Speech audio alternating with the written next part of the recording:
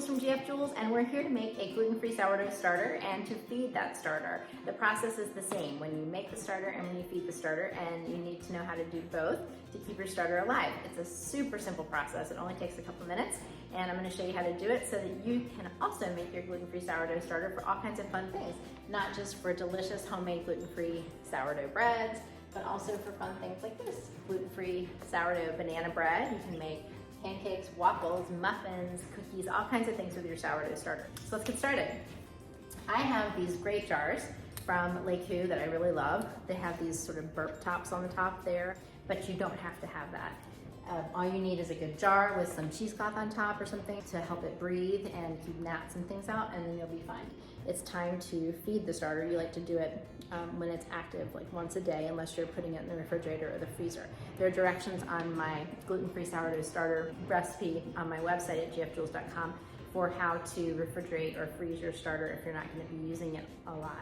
I found that my GF Jules gluten-free multigrain blend is a phenomenal way to start your gluten-free starter. It loves this blend. Okay, so this is the active starter that we have that needs to be fed. And I'm just gonna open the lid here, and you can see all the lovely bubbles. You can hear it.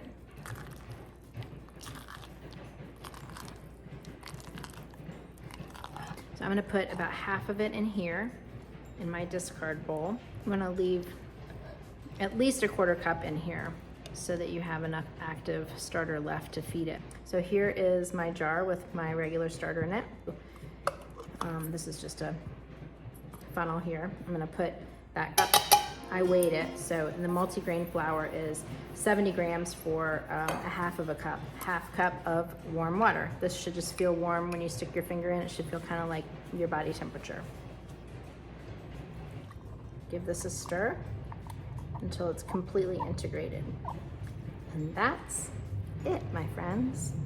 The longer you have your sourdough starter alive, the more sour your baked goods will be. So if you have a fresh starter, it will definitely still work, but your baked goods won't taste as sour. My gluten-free sourdough bread recipe post has tons of information on it at gfjules.com, as does my gluten-free sourdough starter post. Voila.